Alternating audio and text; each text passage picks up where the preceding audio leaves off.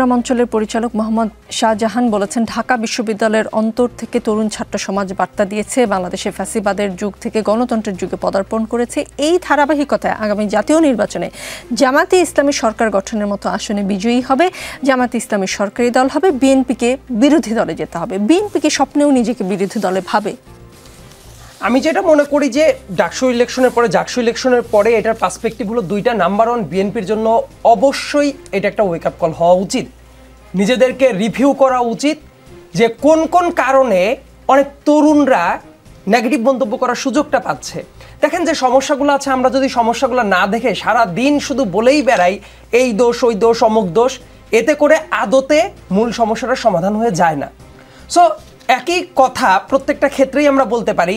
Student পলিটিক্সের বাইরে যদি আমরা বৃহত্তর স্কেলে যদি তাকাই, তাহলে অনেক জায়গায় তো আছে অপকর্ম করছে, অনেক জায়গায় আছে কেউ চাঁদাবাজি করছে, কেউ স্ট্রাকচার মানছে না, কেউ বিভিন্ন সুযোগে আইন শৃঙ্খলার অবনতি ঘটাচ্ছে। সেই ব্যাপারগুলোর যে অ্যাকশনগুলো নেওয়া হচ্ছে সেটা দলীয়ভাবে, কিন্তু আমার কাছে মনে হয় দিস ইজ নট এনাফ। এমনকি সামনের ইলেকশনে প্রার্থী সিলেকশনের ক্ষেত্রেও যদি দেখা যায় যে একজন সত্যিকার অর্থেই যোগ্য প্রার্থী না, কিন্তু বিভিন্ন ক্যাপাসিটিতে দেওয়া হলো, এতে করে কিন্তু দলের যে ইমেজ সেটা ভালো হবে না।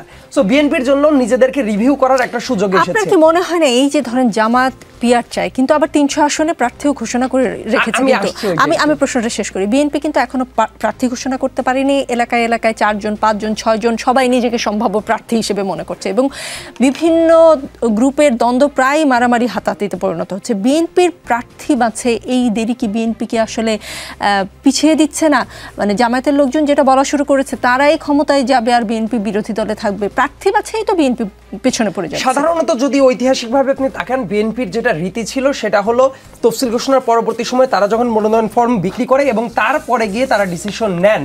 তবে সাম্প্রতিক সময়ের কিছু ডেভেলপমেন্টে দেখলাম বিভিন্ন পত্র পত্রিকার বরাত দিয়ে যে হয়তোবা অনেক জায়গাতে যারা যারা প্রার্থী তাদেরকে কিছু ইঙ্গিত দেওয়া হতে পারে আগে থেকে, কিংবা এমনও হতে পারে 150 থেকে 200 প্রার্থীর নামও ঘোষণা করে দেওয়া হতেও পারে 1-1.5 মাসের ভেতরে।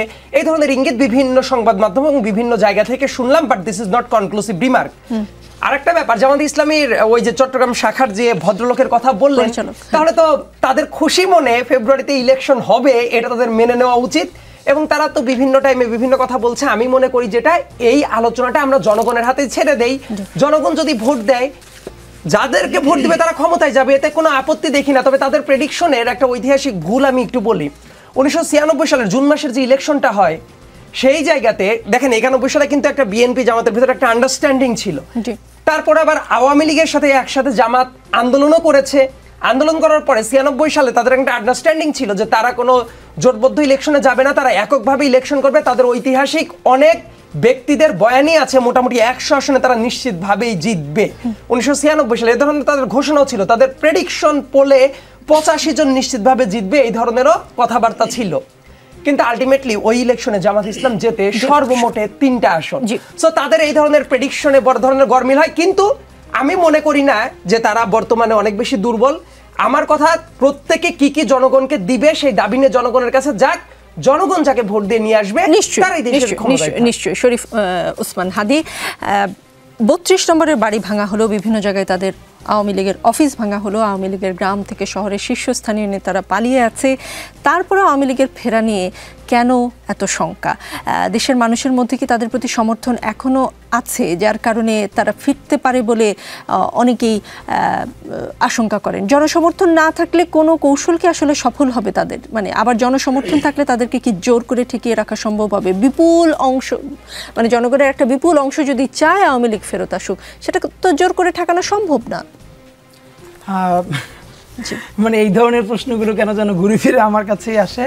আমি এইটা উত্তর করবার আগে কাইন্ডলি একটা মিনিট একটু পিছন থেকে আপনি যেটা মনে হয় সায়েদকে জিজ্ঞেস করতেছিলেন, বিএনপির মানে যে এই যে বিএনপি অনেকে নমিনেশন দিতে পারলো না, বা এখনো তারা এই জায়গাটাতে অন্তত মানে ইলেকশন এটা তো বাস্তবতা যে ধরেন সামনে যে নির্বাচন, ওই আমেজ তো দেশে শুরু হয় নাই, দল সবাই ক্যান্ডিডেট ঘোষণা করে দিবে, তুমুল আকারে সবাই এলাকায় যাবে, কথা বলবো, ওই আমেজটা তো রিয়েলি নাই এখন পর্যন্ত, রাইট? তো এই ক্ষেত্রে আমার যেটা একটা ধারণা বিএনপির ক্ষেত্রে একটা ক্রাইসিস, সেটা হলো একে তো স্বাভাবিকভাবে বিএনপিতে এতদিন অনেক মানুষ অনেকভাবে ত্যাগ করেছে, এক এক এলাকায় 5 জন 10 জন 15 জন পর্যন্ত প্রার্থী আছে, বাট এর থেকেও একটা চাপ আছে বিএনপির জন্য। সেটা হলো এমন বেশ কিছু ক্যান্ডিডেট আছে যে এলাকায় গুরুত্বপূর্ণ 2-3 জন ক্যান্ডিডেট, কিন্তু দিতে পারবে তো একজনকে, একটা চান্স আছে। এটা আমি মানে আমার কাছে ধরেন একাডেমিক প্রুফ নাই, কিন্তু এটা অসম্ভব না।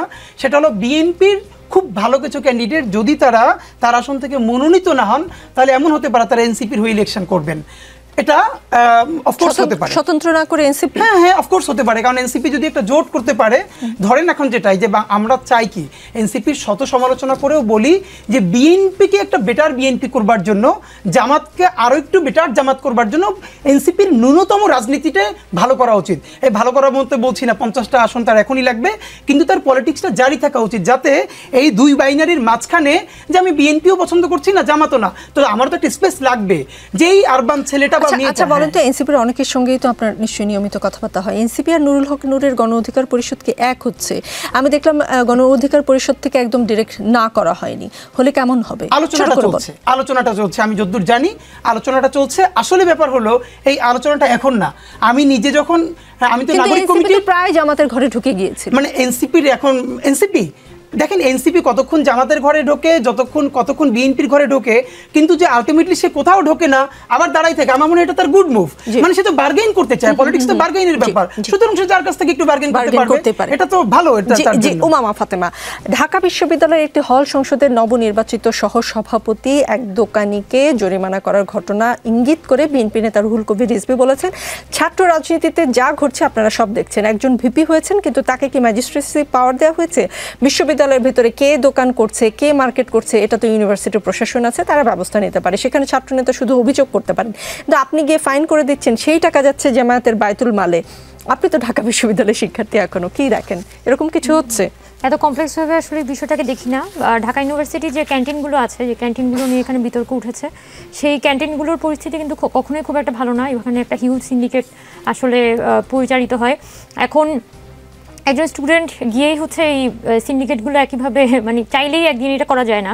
সত্যি কথা হচ্ছে মানে যে কোনো সিস্টেমকে যদি আমার করতে হয়, ঢাকা ইউনিভার্সিটির মধ্যে যে ধরনের খাবারের কোয়ালিটি, সেই কোয়ালিটির মধ্যে আপনার যদি হচ্ছে এখানে ভালো কোয়ালিটির খাবার দিতে হয়, তাহলে হয় আপনার প্রাইজে কিছুটা ভর্তুকি দিতে হবে, আর তা না হলে দেখা যাচ্ছে যে এখানে আপনার অন্য কোনো ব্যবস্থায় যাইতে হবে বা পোর্শন কমাই দিতে হবে।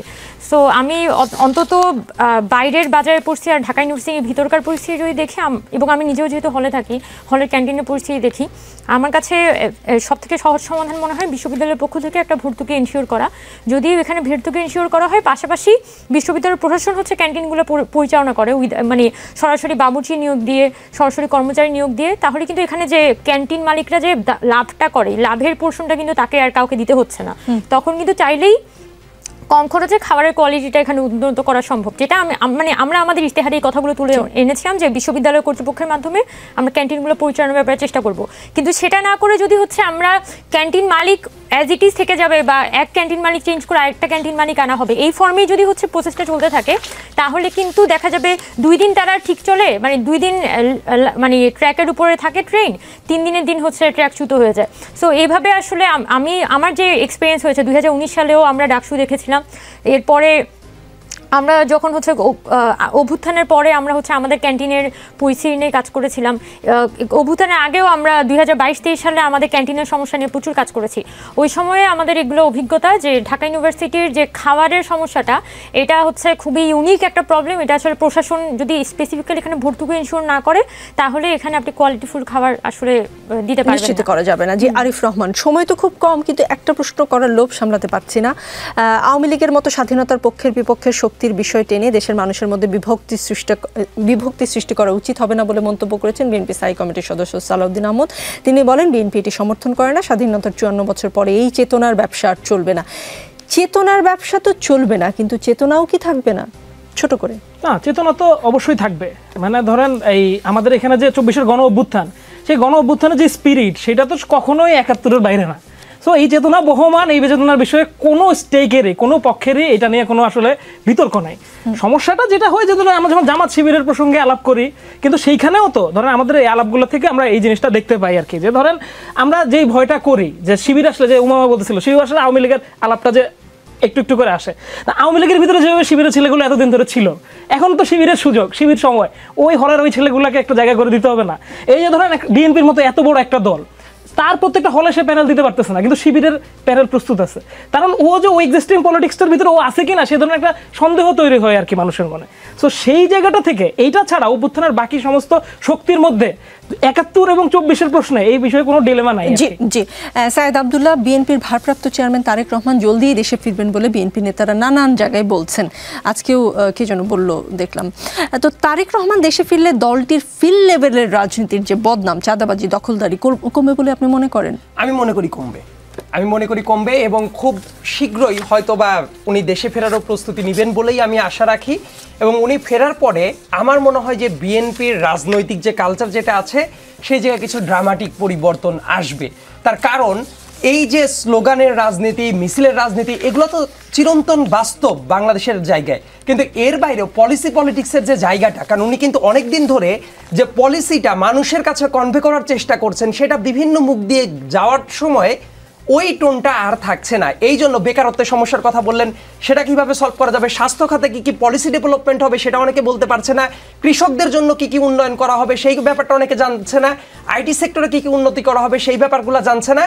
কিন্তু হঠাৎ করে বিপুল সংখ্যক মানুষ যখন এটা বোঝা শুরু করবে যে বিএনপি এই পলিসি নিয়ে সামনে মানুষকে অফার করছে যে আমরা এটা দিব, তখন নিশ্চয়ই রাজনীতির কোয়ালিটিতে অবশ্যই গুণগত কিছু পরিবর্তন।